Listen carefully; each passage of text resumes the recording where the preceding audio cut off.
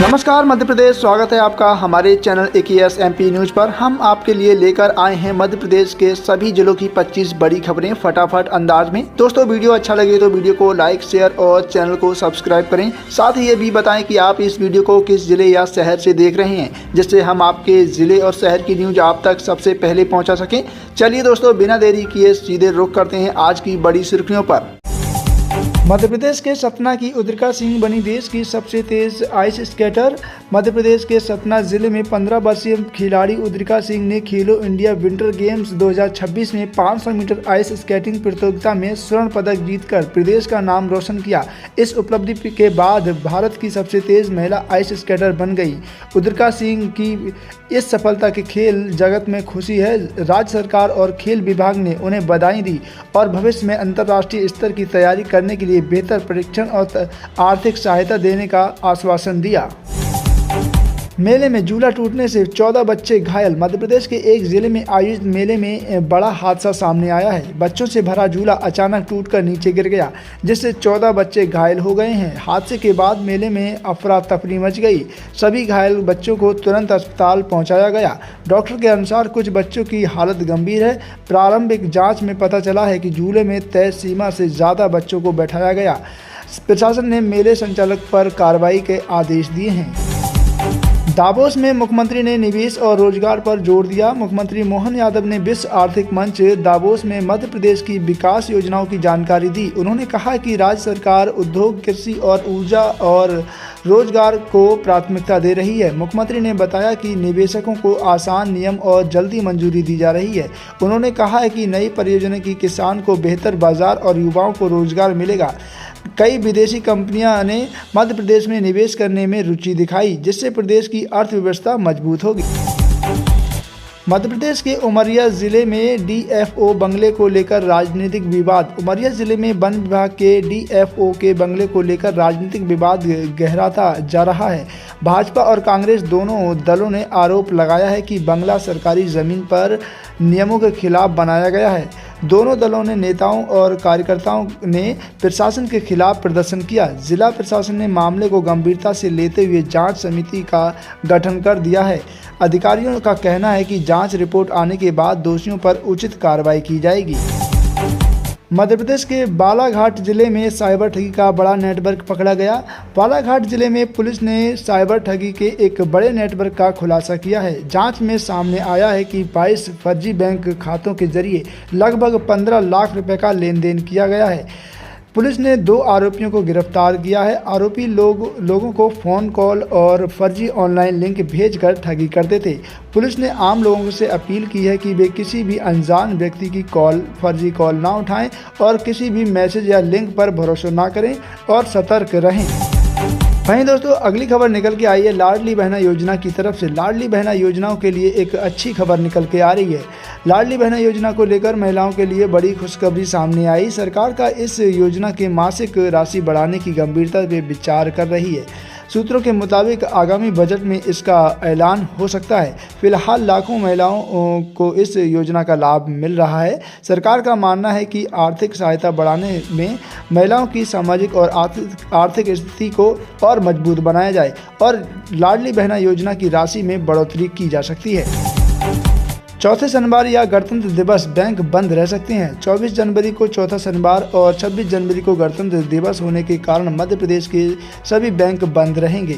इन दिनों बैंक शाखाओं में जुड़े काम नहीं हो पाएंगे। बैंक अधिकारियों ने लोगों से अपील की है कि वे अपने ज़रूरी काम पहले ही निपटा लें। ग्रामीण इलाकों में किसानों को सलाह दी गई है कि वे फसल भुगतान और खाते से जुड़े कार्य पहले पूरे कर लें। हालांकि ATM और ऑनलाइन सेवाएँ चालू रहेंगी। दोस्तों, बढ़ते हैं अगली खबर की ओर। मावठा गिरने की संभावना, किसानों के लिए जरूरी सूचना। मौसम विभाग के अनुसार मध्य प्रदेश के कई हिस्सों में मावठा यानी हल्की बारिश होने की संभावना है। इससे तापमान में और गिरावट आ सकती है। कृषि विभाग ने किसानों को सलाह दी कि वे फसल को ढक कर रखें और ज़रूरत ना होने पर सिंचाई ना करें। हल्की बारिश में गेहूँ और फसल को फायदा हो सकता है, लेकिन चना और सरसों के नुकसान की आशंका है। किसानों को मौसम की जानकारी पर नज़र रखने का कहा गया है। नांदेड़ के लिए विशेष ट्रेन चलाने का फैसला। गुरु तेग बहादुर साहिब के 350वें शहीद दिवस को देखते हुए रेलवे ने नांदेड़ के लिए विशेष ट्रेनों की घोषणा की है। ये ट्रेनें मध्य प्रदेश के कई प्रमुख रेलवे स्टेशनों को होकर गुजरेंगी। रेलवे अधिकारियों ने बताया कि यात्रियों की सुविधा के लिए अतिरिक्त कोच लगाए जाएंगे। श्रद्धालुओं से अपील की गई है कि वे यात्रा से पहले ट्रेन की समय सारणी यानी कि टाइम टेबल और टिकट की जानकारी जरूर प्राप्त करें, जिससे आपका ज़्यादा समय ज़ाया ना हो।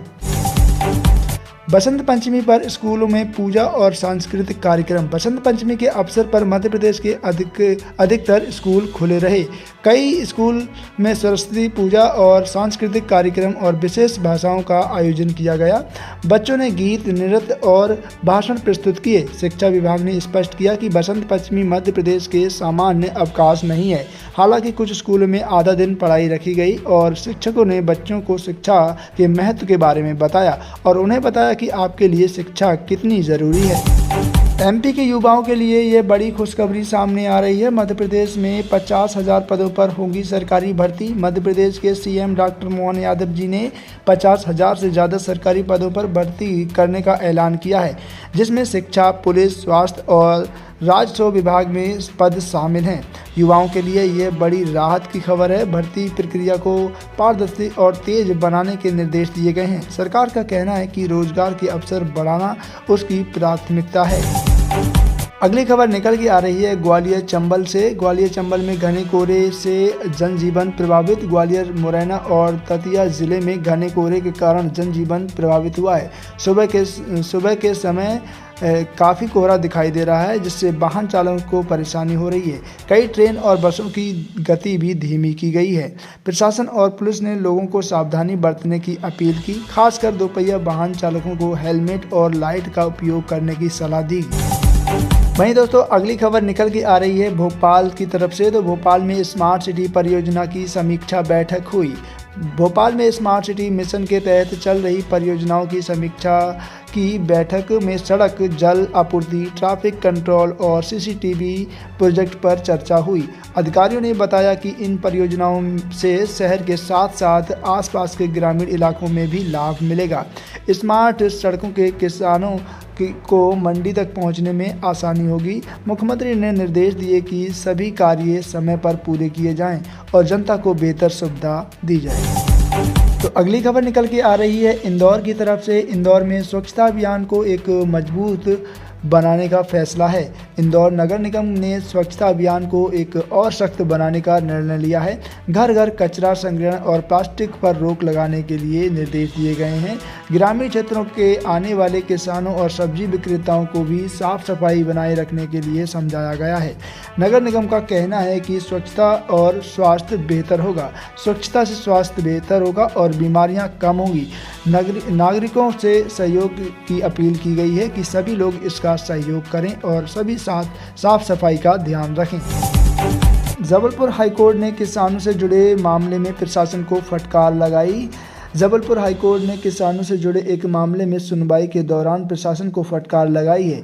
कोर्ट ने कहा है कि फसल नुकसान मुआवजे के मामले में देरी स्वीकार्य नहीं है। कई किसानों को समय पर सहायता नहीं मिली, जिससे उन्हें आर्थिक परेशानी हुई। कोर्ट ने प्रशासन को निर्देश दिए कि किसान योजनाओं का लाभ समय पर पहुंचाया जाए। साथ ही जवाबदेही तय करने के लिए आदेश दिए गए हैं। वहीं पर दोस्तों अगली खबर निकल कर आ रही है उज्जैन की तरफ से। तो उज्जैन में महाकाल दर्शन व्यवस्था में बदलाव किए गए हैं। उज्जैन में महाकाल मंदिर में श्रद्धालुओं की बढ़ती संख्या को देखते हुए दर्शन व्यवस्था में बदलाव किए गए हैं। नई व्यवस्था में भीड़ नियंत्रण और सुरक्षा बेहतर होगी।